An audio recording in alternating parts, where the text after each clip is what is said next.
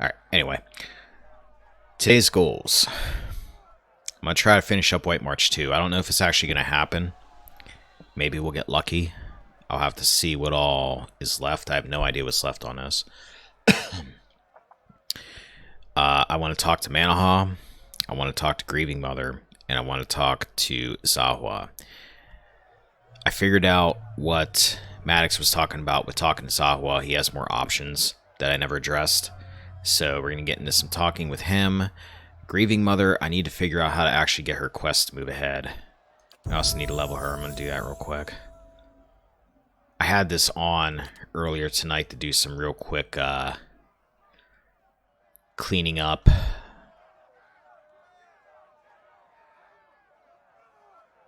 I was just looking at something. To do some really quick cleaning up of my inventory. So that's all uncluttered now. Let's see. Body attunement. Cypher probes the mind and soul of the enemy target, finding strengths of his defenses and stealing them for his or her own. Drains a portion of the target's damage reduction, granting the same amount as a bonus to the Cypher. Okay, Wild Leech. Latches onto some characteristic of the target's psyche and drains it. Affects a random attribute. I don't particularly like the idea of random.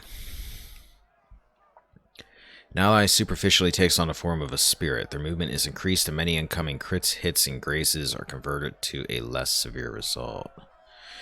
Ally target, plus 25% of incoming crits converted to hits, 25% of incoming hits converted to grazes, 25% of incoming grazes converted to miss, plus remove speed. See, you're going between her body attunement. That would make her a little bit more able to protect herself.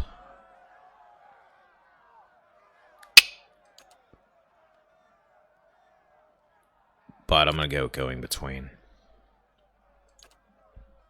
You have whatever grants a crossbow weapon bonus, don't you?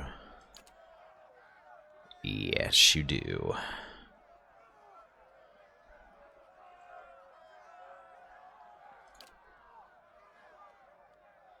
Grants penetrating shot now.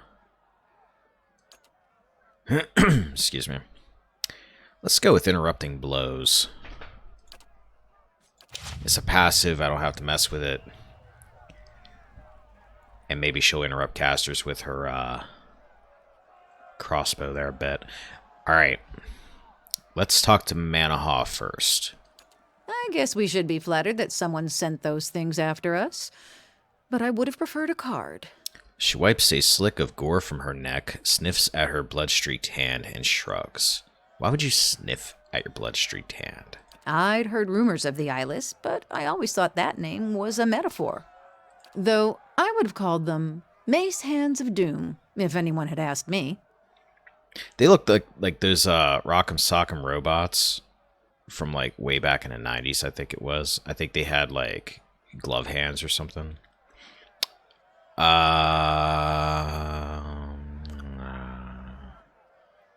Nod non-committally. So this is the mysterious army you've been dreaming about, huh? It's a wonder you're getting any sleep. That's why we're going to the Abbey, to stop them. I'm regretting all of my decision-making up to this point.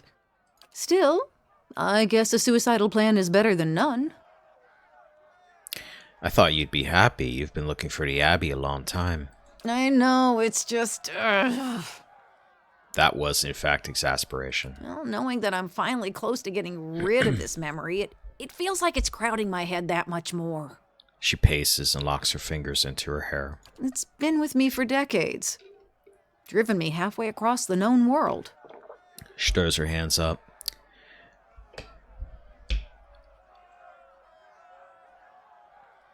Perhaps you need to get it off your shoulders. She stops pacing and sighs. You're right. Take your time. It was a war. Centuries ago, before Adiran unification. She folds her hands in front of herself. I was a soldier then. Led a campaign across the northern forests to subdue some of the outlying Kulklan villages. Brutal work. I don't understand what war. This was 500 years ago, when Adir was a folk kingdom on one side and elven country on the other. They fought on and off before they joined. Now the folk and elven rulers marry to keep the peace. Go on. Right. The campaign lost a third of my forces to the forest, and another third to the elven scouts hiding in it. By the time we reached the first village, we'd crushed their defenses, and they'd bled us. She shakes her head. Wasn't much more than children and the elderly left, but they spit on us when we marched into town. A scout twists her face, her eyes are cold. The village elders surrendered and offered us lodging in the old meeting hall. And when the sun set, they tried to burn it down around us. Ah, so you'll burn the building down around somebody that you tricked to go inside tactic. She closes her eyes. They barely got a flame going, but that wasn't the point. You think they'd have a better plan, where they could get the flame going fairly quickly.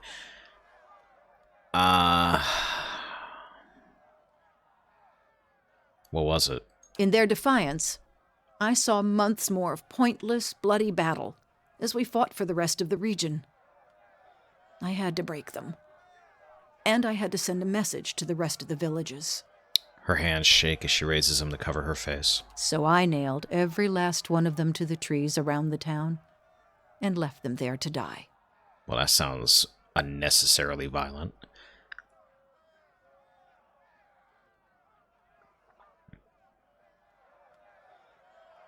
That's terrible. Don't I know it? She wipes at her face with the heel of her hand. Anyway, we should get going. She shoulders her pack and you catch a glimpse of something unusual in it. A thick roll of cloth bound by leather. What's that? 'Cause I'm nosy. Something I've been saving for better days. She tucks it away. Let's go. Alright, so her quest is good to go. It's just go to the monastery, I believe. Yeah, we got a journey to the Abbey. Okay, that's simple enough. Now, Zahwa. You're next on my to-do list here. Zawa is ready. So the dwarves of Durgan's battery did not destroy themselves after all. They fell to invaders. And it seems they were completely wiped out. They left spirits to tell the tale. But the tale will never grow or change. Their time ended long ago. He nods to himself, it appears. But we have seen no invaders, and the battery was shut. Did they come only to destroy the dwarves, and then leave? Wait, I'm not done talking to you yet. Zawa is ready. Mister. A hopeless battle was waged in Durgan's battery. They seemed to know that their deaths had come, yet many fought on.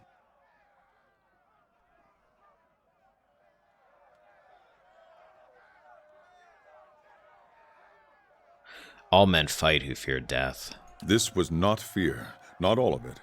Some made a stand, together. They believed in a cause that would outlive them, and so they stayed true to it. You're very wise when you're not high as a kite. They might have made great Nalpazka warriors, if only they had been born to Khan. Yes? What do you need of Zawa? I want to know more about I your would beliefs. gladly cast light upon them. We are the warriors. We are so... But it is... I give this answer because... I think this is stuff I already talked to. Rarely do we see this. Every practice of the Nalpazka Oh, here we go. There's is a some right there. reminder to stop stumbling, to know the perfection. What do you practice? Our practices are suited to our enemies, the things we hold to in fear of their opposites. Things like pleasure and vanity, even our own lives. How do you counter pleasure? We embrace discomfort. I knew a Nalpazka, Tamin, who slept on sharp boulders and kept his arm raised above his head for 2 years. Zahwa demonstrates with one arm. The arm withered.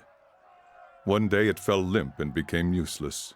But always it reminded him that pleasure and pain did not hold sway over his soul, and he became strong. I don't know. The dude had a withered arm. I don't know how that made him stronger. 10 win. How you doing? What do you do against vanity? Vanity is my favorite. You have seen some of it. You must become loathsome, disgusting.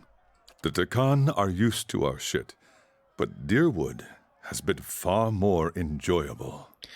I don't know why, but whenever he swears, it just sounds so weird. He sounds like this kindly old man, and then he's like, "Oh shit." A traveling noble offered his friendship to me as we crossed paths on the road. I blew my nose into his silken shirt sleeves, apologized, then vomited on his wife's gown when she expressed forgiveness. Smugs kind of make me feel really confused. Yeah, me too, buddy. I was even beaten for it without having to ask. Work well done is truly its own reward. He beams. You gotta admit, he's original at least. You have practices against clinging to life? Fear of death is our enemy, so we bury ourselves with our dead. We live on the carrion and meditate for days, even as the worms burrow into our flesh. He curls his fingers like worms and presses them into his forehead in illustration, applying far more pressure than is necessary to make the point. When I completed my trial, my master had me placed at the bottom of a mass grave to make sure his point was clear. In time, you come to know death. You accept its beauty and its purpose. So it is with all our enemies. Let me ask you something else about your beliefs. Let's see. I think vanity is a snare. The way we see ourselves. The Nalpazka teachings reveal many such snares. Fear. Then you see only what is truly there, and you suffer. If you can loose yourself from the snare, I meet people on the. They see so many scars. A scar. They cause no pain. Only the Malkachoa, when you first with practice. I have watched, but the Malkachoa often causes this. If I did not suffer, I would wander from one, but to search for a place be suffering is the greatest gift. I would gladly cast light upon them. You would ask much of one who knows little. You curse a lot. Huh, here we go. You curse a lot for a monk. Is that something the Nalpazka teach? Words are nothing but sounds. They can be weapons against us if we forget that. Using curse words often takes away their power over us. They're also a lot of fun to say. Let's see. Most Dakan have two choices. I was the young. They did not feel the same about me. All that times, if they had not, they had no choice. She saw me as chieftain.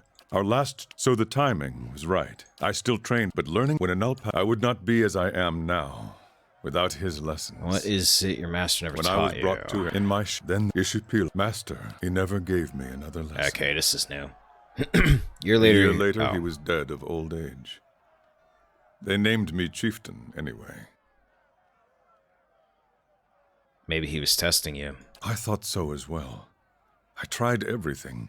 Patience, rage, cleverness, acceptance. Not yet, he would say. Not yet. Someone else must have been able to teach you. At any time, two people know the secret of becoming the Anitle, the chieftain and the master of the Nalpazka. When Ishipilo died, the knowledge was lost to us forever. You seem to have managed in spite of that. Have I? I want to ask you something else. You would ask much of one who knows little. What happened after you became chieftain? That's new. Word of Ishipilo's death spread. Our enemies saw the opportunity. The Ketch-model chieftain came with gifts to honor my rule. But his real purpose was to look me in the eye, to know if Zawa might be beaten. I looked at him, and I imagined that I was the Anitle, free of all the worldly snares, that my master had taught me everything.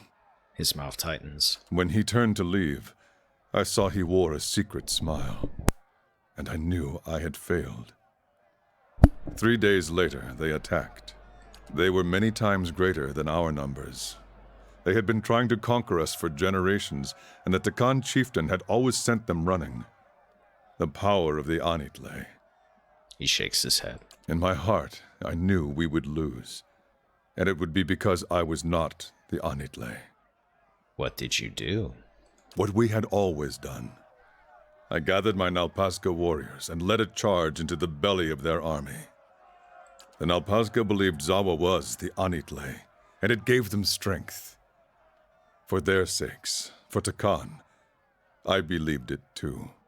My mind found a place it had never reached before. I could see my enemies' moves before they made them. I could see my own actions in front of me, the path to victory. I did as I saw, and the Quechmatl fell in heaps. And then the Quechmatl chieftain came to face me, and he knew Zawa was not the Anitle. When I saw him, I knew it too. I hesitated. My enemies fell upon me. One by one, the Nalpazga were defeated, and Takan was conquered. What became of your people? Zawa takes a slow breath. Of the men, they made slaves. Of the women, they made wives. Their way is to absorb the conquered, make them forget themselves. If Quechmatl defeated you, how did you survive? They take you alive if you are a chieftain. They break your body and your spirit. Oh, well, you must have been absolutely thrilled with that, then.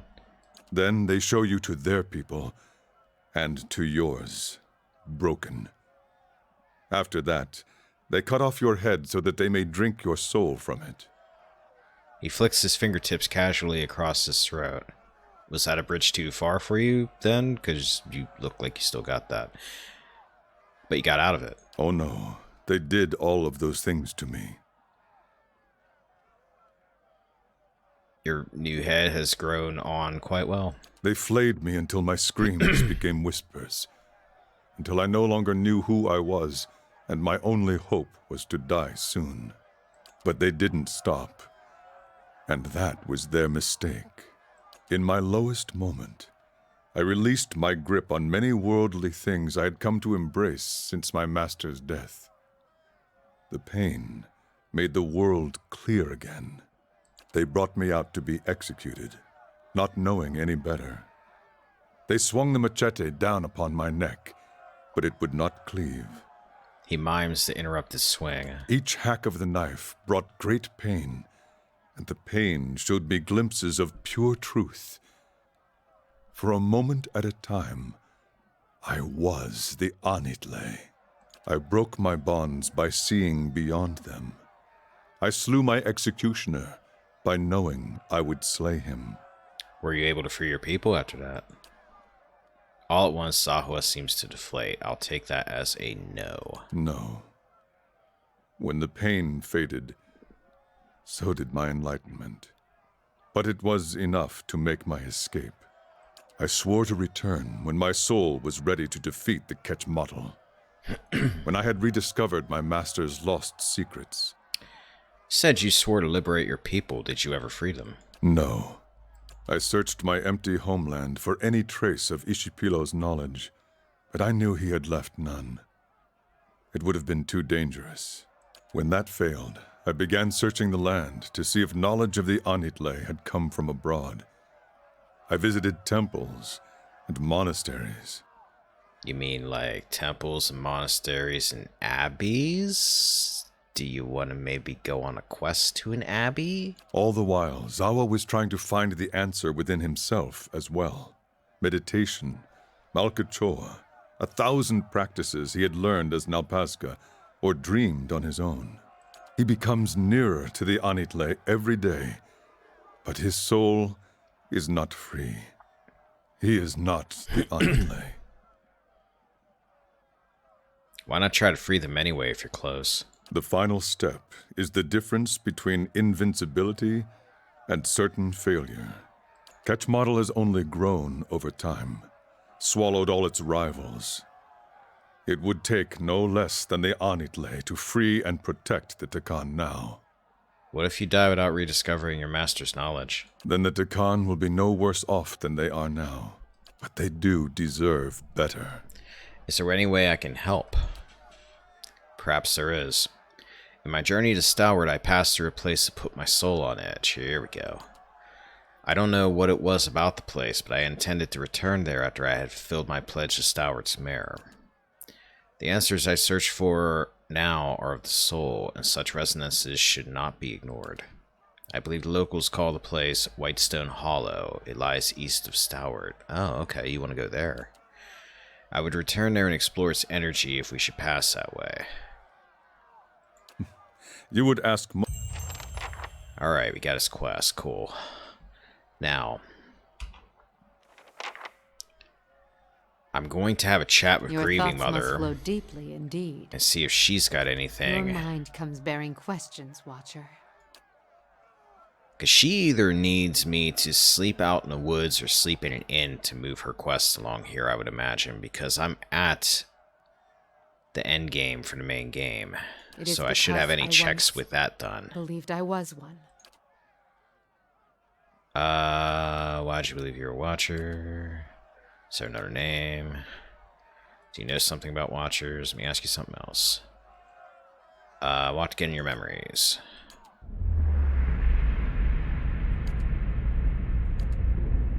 Focus on the chimes. Focus on child. Draw the child forth. Surrender to child.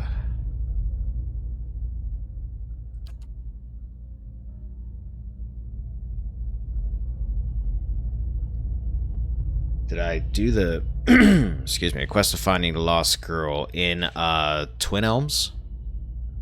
The one with the noble father?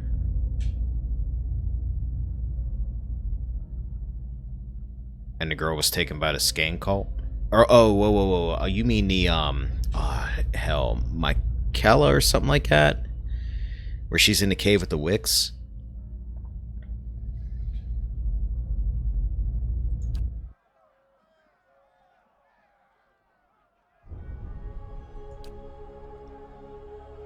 Because if it's that one, yeah, I almost missed it. Yeah, I almost missed it, and then I found a quest giver, and I went about and I did it.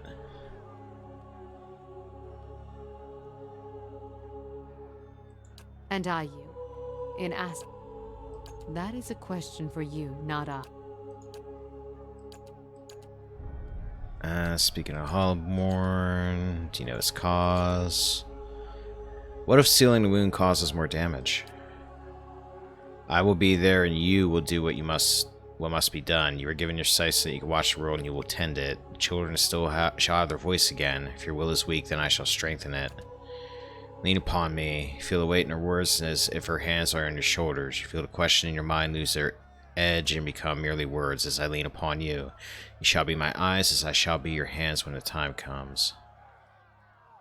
Let's discuss something different. Birthing Bell. It is where I could draw new souls into the world. I recall some of the memory of it through what you have seen, but not all. Yeah, the diving helmet that she had up in the tree roots. Yeah, I got that. I actually have 2 of them now, because I got one from a Cade Nua quest. But what did you do when the Hollowborn came? The curse. There's a slight chill between the two of you, a current of emotion. The next thoughts come slowly, almost frightened into your mind, like terrified children blanketed with a mother's fear. You speak of the curse that fell upon the children. This curse that has fallen on this country. She lowers her head. Something seems to surround you, a mist, heavy and thick. As the grieving mother looks inward, it closes in, threatening to choke you. Finally, she raises her gaze and the mist retreats. I know only that it is a scourge upon every hearth in the Deerwood, and one that threatens to tear this country apart. Something else. I want to see one other thing here. Let me try something. Focus on the chimes. Woman's cries. Tearaway. Okay, Tearaway just leaves. Yeah, we're gonna try sleeping at an inn or something to see if that moves her on. Extremely important. Alright then. Yeah, I think I have them in my stash. I should have them in my stash.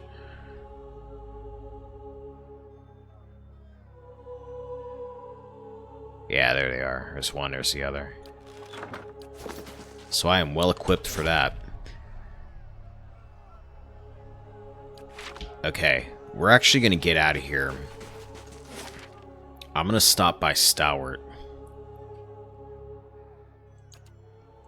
and go to the inn and take a nap.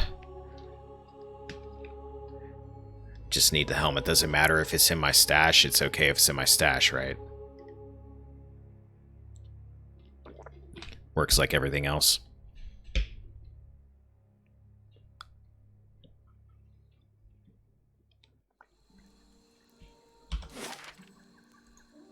Graf's Rest.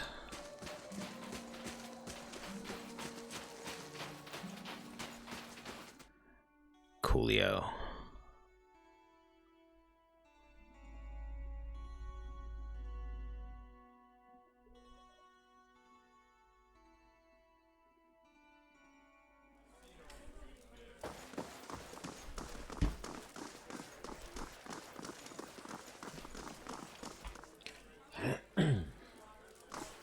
Back to warm your hands, eh? What can I do for you? I'd Top like a quality bear room. pelts on every bed. You won't be disappointed. Give me your most expensive room. Yes.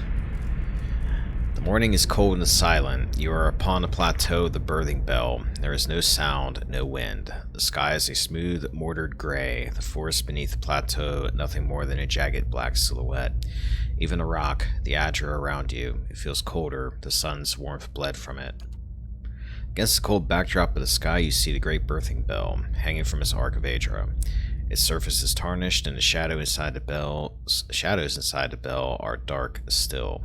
It seems to press down upon you, or simply, sadly, watching, as if standing above a grave formed from the table of the plateau, and the remains of the mother's womb that now covers its surface. Ew. And there is something heavy in your hands. It breathes, gurgling, slick and wet, yet that is all it is. You find yourself filled with fear. You don't want to look at what you are holding. You don't want to touch it with your mind, and it is all you can do not to cast it from you. Examine what lies in your hands. The mass before you is vacant, flesh in the shape of a newborn. Bubbles of saliva bunch the mouth, expelled by its steady, gargling breath. Its arms, legs, head lolling, limp. No thought, no struggle, no desire to cry in protest or pain. There is nothing from within. There is an absence in your hands. Your hands tremble, shake, and the silence is broken as the chimes on your wrists echo with the trembling. And the chimes do not echo in the thoughts of the mass in your hands. There is no soul within to hear it. Reach out with your thoughts. The only emotions blanketing the plateau are the pain of the mother. The child breathes, its heart beats, but it makes no cry. The child feels light, empty. There is no joy in it, no fear, no thoughts at all, yet in the hollows inside it, it breathes, a thing of habit, not life. You cannot move. Your trembling has subsided, and the birthing chimes on your wrists are still as a child. The mother is crying, eager to see, begging to see the child. You feel a sudden spike of fear of being hunted. If you give the child to the mother, you will be blamed, and her anguish and rage shall fall upon you. She will not spare you or anyone you love, of this you are certain. But you did not cause this. You don't think you caused it, and the mother begs, her arms outstretched. Hand her the child. The chimes sound once more as you give the child to its mother, and as the chime fades, there is the eager gleam, the welling joy, the questioning. You draw upon it deeply, letting the hope stream into her eyes, letting her ears fill with the cries you have heard countless times pass from other children on a bell. You hear laughter in the mother's voice, in streams of tears that run down her face, and with a practiced motion you weave a life that will never be into her eyes and thoughts. She will care for the child as if it were whole until you set her free. She will care for it until you find a way to heal what has happened, until the reality cannot be dispelled anymore. And still, cradled beneath the weeping woman that birthed it, the child in her arms does not hear the cries of the mother, nor does it react. It is an empty thing that breathes and carries nothing within it. And the chimes on your wrists lie still. They are bound to you like chains, never to sound inside a newborn's mind ever again. Wake up. Alright, let's have a talk. Your mind comes bearing questions, Watcher. I had questions for you, actually. I saw a hollow born at the birthing bell. Grieving Mother's head bows, and she raises her hands, cradling them slowly so the chimes do not sound as she moves them. You feel a chill in the air, as if the vault of your mind is growing, too large for the thoughts within, and your breath is laced with a chill. To your horror, you hear her breathing, ragged, hacking, but strangely steady. You can see saliva bunching at the corners of her lips, becoming thick ropes of drool that cast themselves down on her chin. Yuck. There is a smell of blood in the air, new, wet, and the salt, sharp tang in your mind. Coupled with this is the smell of sodden undergarments cloying at your senses. Huh.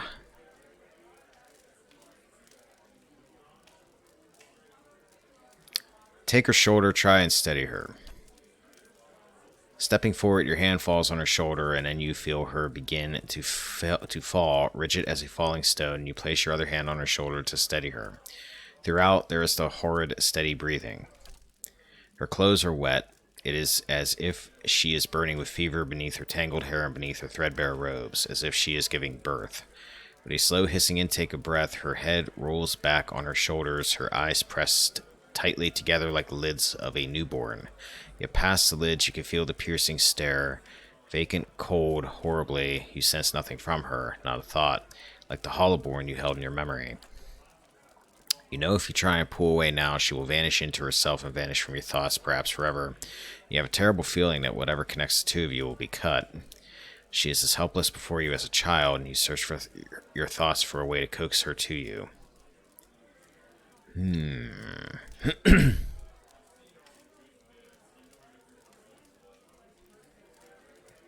Grab the chimes on her wrists.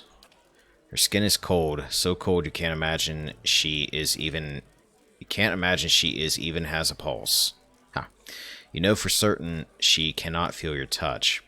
As you touch them, the chimes make the same hollow, dull sound as in the strange nightmare. They remind you of emptiness and regret.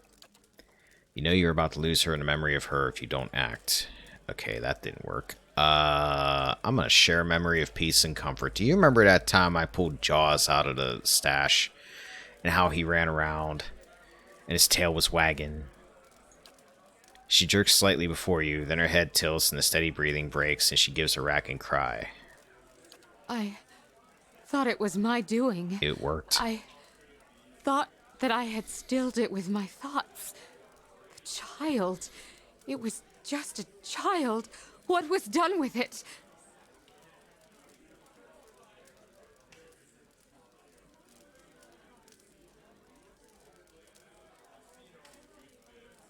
I don't know. I think you helped give birth to a child and gave it to the mother. Her breathing is steady again, but there is life in it where there was not one before, and her emotions are building in her. Apprehension, confusion, welling up. She seems afraid to do more than simply be aware the memory is there. It was not the last Hollowborn on the birthing bell, and never again did I hear a child's cry. You have found a death within me, one that many women have born within them. The words swirl with impulses and weight, spiraling around her, and you feel as if you are being dragged into it. I sought to serve women in need, and instead my hands ushered no new life. What happened next, I bear the responsibility for. What happened next? The first birth was the deepest, the saddest. Nothing I could do could find the child's spirit, guide it to him. You feel a strange absence between you, as if your thoughts are being shared across a great distance. Thought bleeds out for a moment, then returns, sharp, near personal. Could not understand what had happened, what I might have done. I could not dwell on that thought. The child was always there, always a reminder of what had happened, a marker. I made her care for it. I made them all care for it, until I could not find what had gone wrong. You made her care for it? It was worse. I made her think it was whole, and then more births came to the bell, all as before, and many were the minds I had to change, a circle of... That was weird. Her dialogue cut out. A circle of empty children with parents' eyes burning bright. Man, that's kind of crazy. But the Hollowborn, it wasn't your doing, it happened elsewhere. Little word of the outside world reached us. It was enough time for rage and pain and grief to guide hands. I feared what would happen to the children, what would happen to me. Every mother knows her womb may shed a stillborn, but these cold, soulless creatures, the parents wouldn't have understood, and fear of the unknown breeds violence. What happened then? I held their minds within mine. I shaped and guided them as long as I could. And with each passing day, each new birth, the strain grew. And the more I felt my control slipping, the more I focused my thoughts. Eventually, even I succumbed to the power of my own illusion. I'd woven the threads so tightly that I could no longer see through them. You know what you should have done? Hear me out here. You should have used your powers to just stop them from having more children. Like have them read books more or something. And then one morning, I heard funeral bells tolling in the village. The sounds of wailing rose through the mists. A mother had died, her mind so focused on the care of her Hollowborn child that she neglected even to feed herself. And with that, the illusion broke. The townsfolk saw their Hollowborn the way they were, not the way I wished them to see them. By the end of the day, they began to look at me differently, too. I did not understand what had happened, but I knew enough to flee. And every suspicion that surfaced, every faded memory of what I'd done, I passed it down, tucked it away. She feels cold, lonely, rigid. My skill failed me, but I did what was necessary. I regret the mother's death, but how much worse would it have been if I had not acted?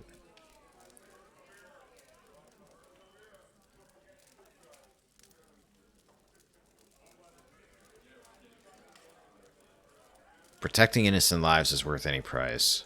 Yes. And yet, was the mother not also innocent? Did she not also deserve my protection? I feel the purity of my reasons, and yet little satisfaction for what I've done. Excuse me.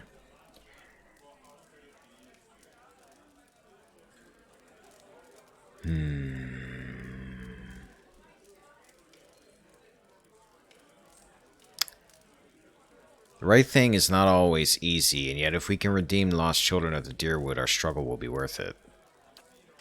Grieving Mother's mind is silent and still for several moments. She lets your words wash over her, seeping into the cracks in her own thoughts. My actions only caused more misery. Worse, I took from an entire village, made them as empty and helpless as the children I sought to protect.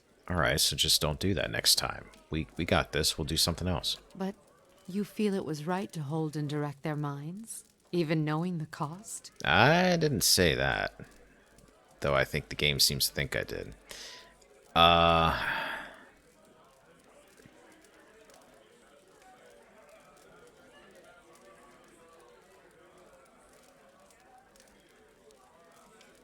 You did not know the costs then. We must often plot our courses with imperfect knowledge. A tapestry woven thread by thread, never seeing the pattern.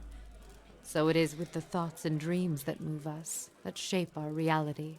Your words have soothed my mind, in ways I did not expect. I thank you, Watcher, for the gift of your sight, for using it to guide me out of the prison of my mind. Let us hope it can also free you from the illusions Theos has woven around you. So her quest is not done yet. Oh, her quest is done.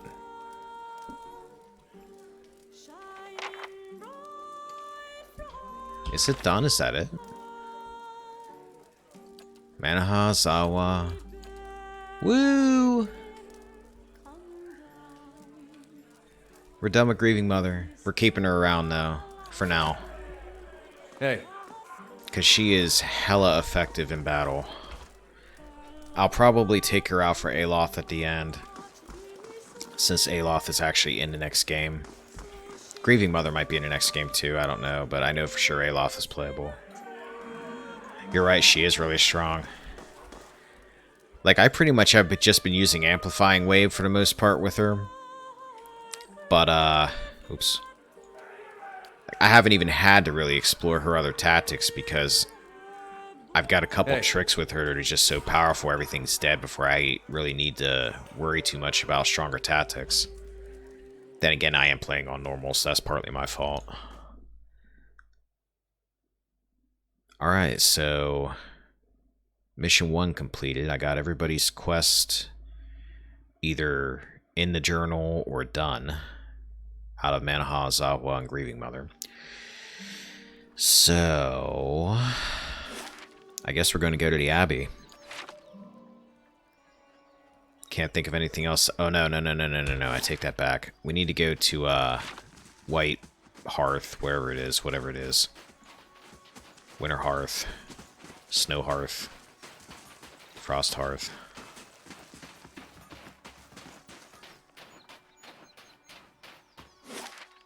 Whitestone Hollow. Yeah, that.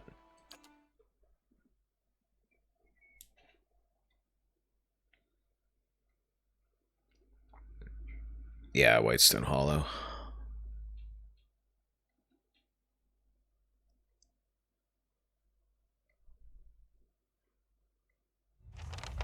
Travel to Whitestone Hollow. Search for and pursue the Spirit Lion.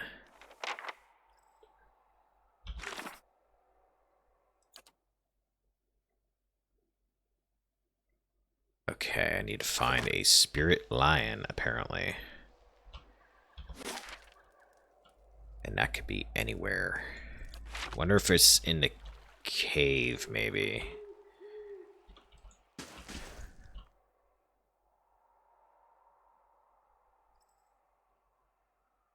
There is a spirit lion there, just ahead.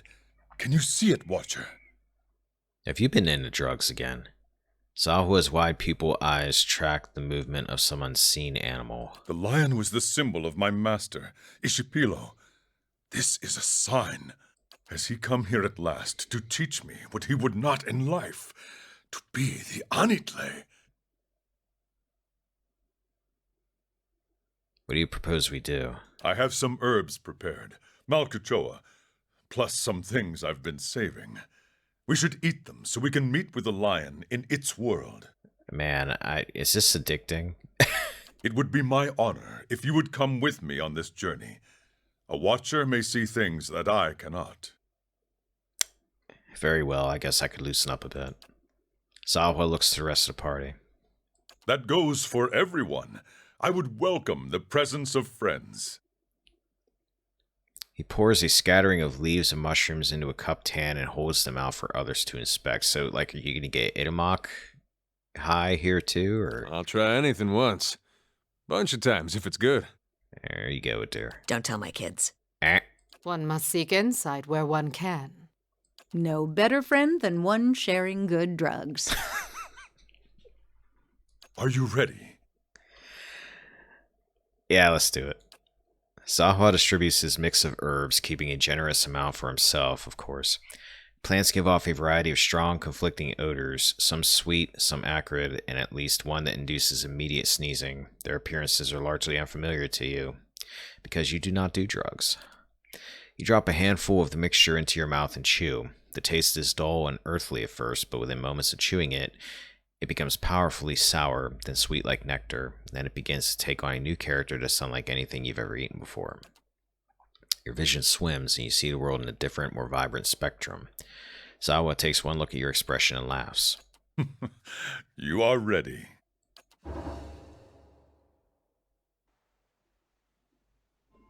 Ooh. Trippy. Oh, man.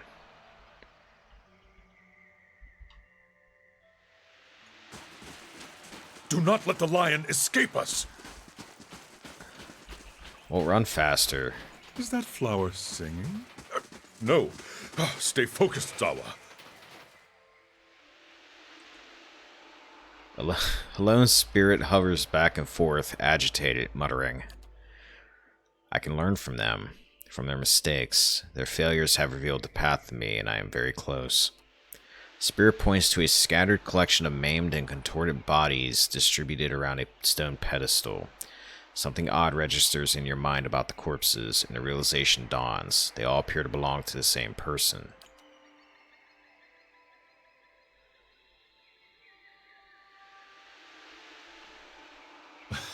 I wouldn't be so sure.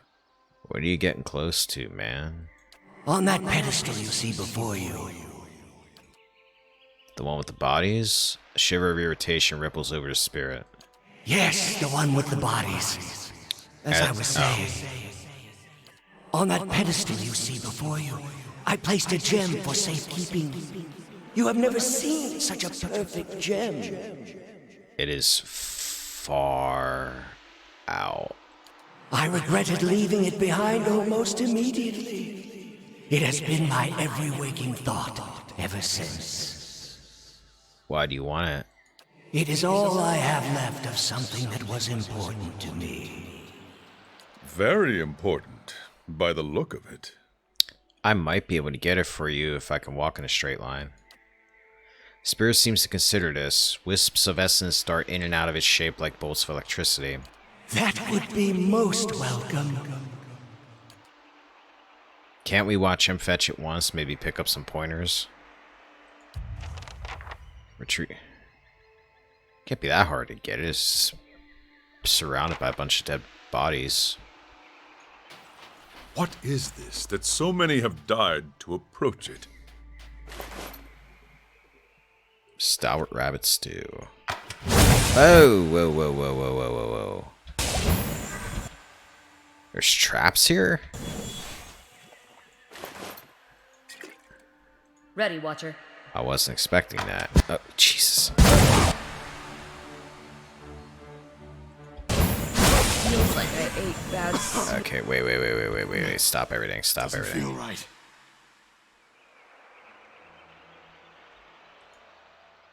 Are these traps I can't even maybe do anything about? Scotty, are you seeing Right. anything? No, I think I have to get hit with these. Hey,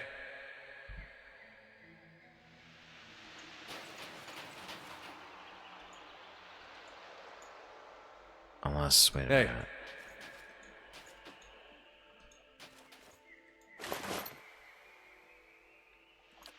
I wonder if I'm supposed to be avoiding those. No, never mind. but I'm slowly dying of poison. Fills my brain.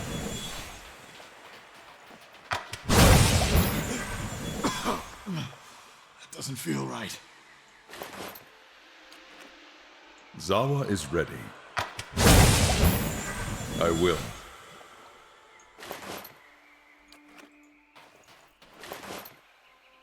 Grave Step. Grave Step's a dangerous drug made from a mixture of various mushrooms and pieces of fungus-infected Adra. It allows the user to more clearly perceive the structure of souls, housed or otherwise. When the drug expires, the user is temporarily blinded. Huh.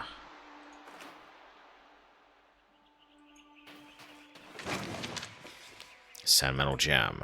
This gem appears at first glance to be strikingly beautiful, yet upon further examination, there seems to be nothing special about it.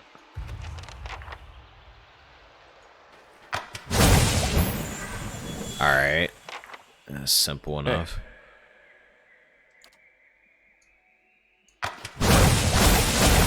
Run. Combat start. Oh, it's 'cause of the trap. Dude, shit. Okay, hold up.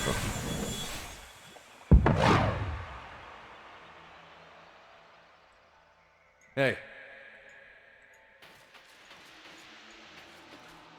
I'm thinking where those red clouds are at, I'm not supposed to step on them. Yes?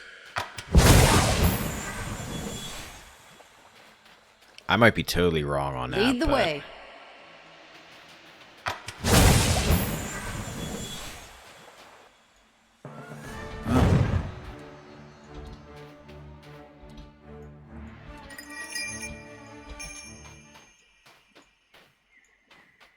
Ready, Watcher. Seems like if I go this way, I'm avoiding those traps.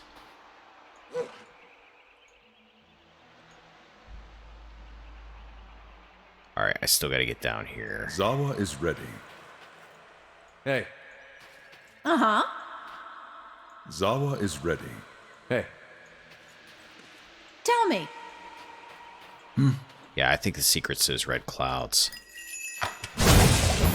Then again, I don't know. Maybe I got too close to that one, but I just triggered something there. Alright, get down here. Phew. Grieving Mother's about dead.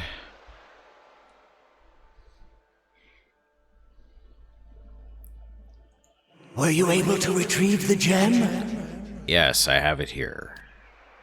Spirit pulses excitedly with light and warmth. This is a great relief. Give it here. Spirit extends claw-like translucent hands towards you, cupped together, and when you let the gem drop, it passes through the Spirit's hands and lands on the ground. Ah, clumsy. No need to worry, I've got it now. Spirit crouches to pick up the gem. It scoops at the gem, but cannot make contact with it. It does so over and over. Did you not consider this before I went and got you the gem? This is a snare my master never told me of. How great, how subtle the hold of the past upon us. Let's keep moving. Oh. Here's more to this. An old shaman hunches over a translucent table. Pain is streaked on either side of her eyes like flames. She casts an assortment of strange objects onto the table. A finger bone, a Stelgar tooth, a turtle shell, a few stones painted with symbols. She studies them over and over with disbelieving eyes. At last she looks up. There is no mistake. The portents do not lie. Zawa, you will be our chieftain. You will succeed Ishapilo and lead us to victory over the Ketchmata. I will tell Ishapilo that he must accept you. The path must be cleared for your reign. Oh, hey. Will-O-Wisp. Mengpua.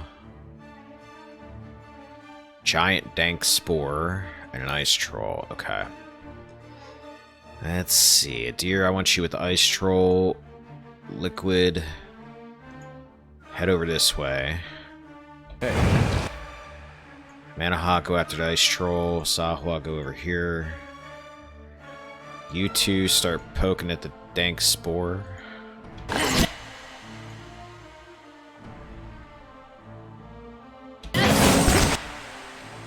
And sketch you. No. Well, I guess you're gonna have to go after him. Liquid, I believe I told you to go after the ice troll. No, I didn't. I did send you that way. Never mind. Never mind. A deer, I told you to go this way.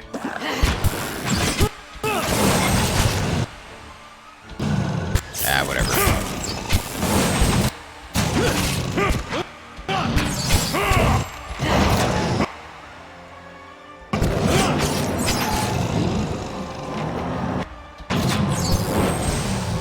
Ooh.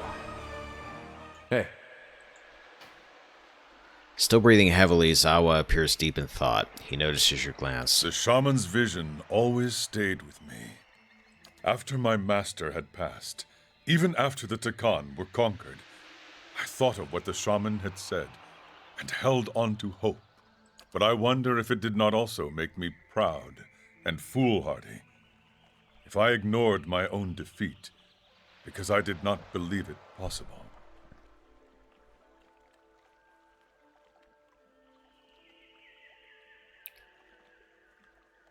The Khan aren't defeated yet. You're still here. Zawa has done his people no favors as chieftain, and the Ketchmata would mock your words. But what you say is true, nevertheless.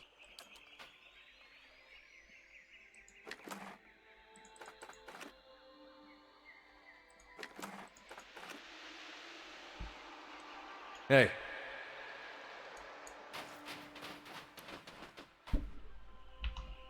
I know this isn't going to let me camp here. Ah, huh. Never mind then. Alright, I guess we go back this way. Just wander around.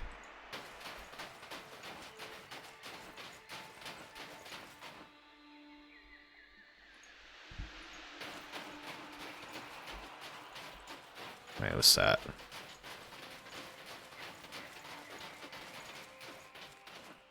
Grass ripples and heaves like the flank of a breathing animal.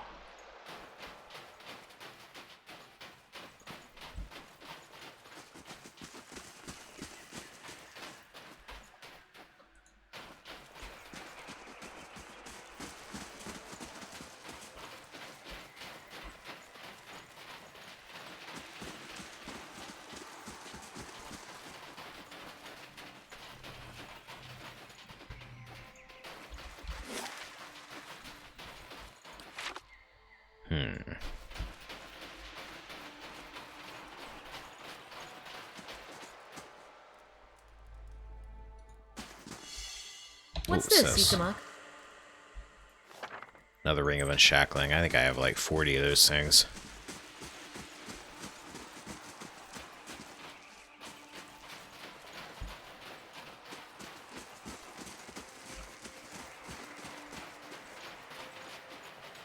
Every log of this home is coated in fine hairs.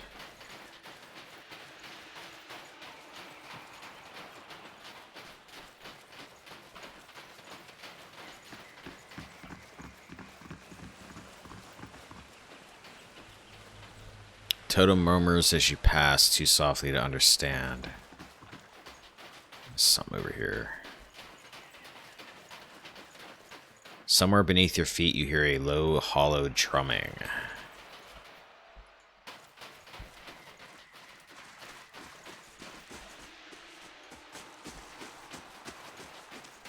There! I see it! See what? That? You gaze at the stone surface and find yourself reflected there, your eyes bright as stars.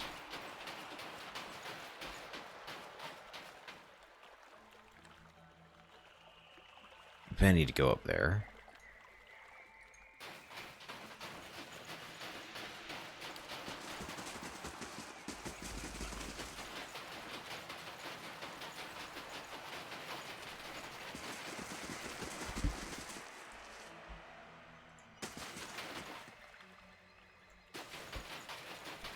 Oh, Did you okay. see where it went? This man's face is weather-beaten and his eyes are sunken deep into his skull.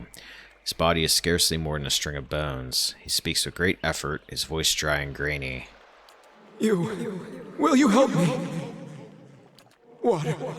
From the waterfall, please.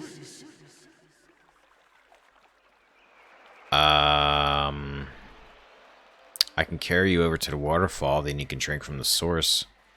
I have tried, but the water eludes me. I open my mouth, and it falls only on either side. I place cupped hands beneath and pull them out dry. Only the first time was I able to taste it. Never have I tasted anything so pure. Ever since, I have not been able to bring myself to leave. I wish only to taste it once more. That would be enough. Why from the waterfall? Why not the pond?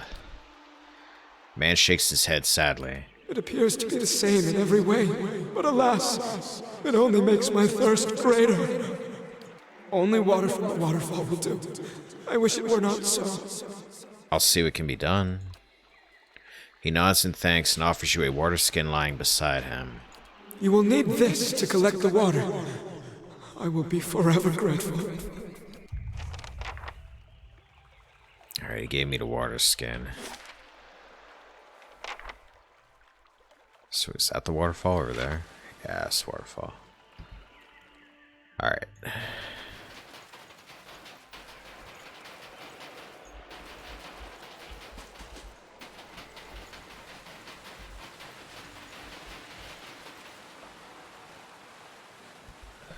Water flows from the pool at your feet upward into the rocks above as though time itself were flowing in reverse. It sounds more like a stream than a waterfall.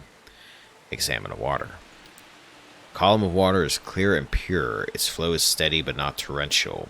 Other than the direction of its course, it seems ordinary. Gather some water in the water skin. You place the skin in the water and invert it, filling it steadily. Almost immediately, the water around your hand begins to roll and hiss. You feel an excruciating, burning pain as the water begins to eat away at the skin of your fingers. Oh, that sucks. Focus your senses and seek out the edges of the illusion. Despite your pain, you cast your gaze anew upon the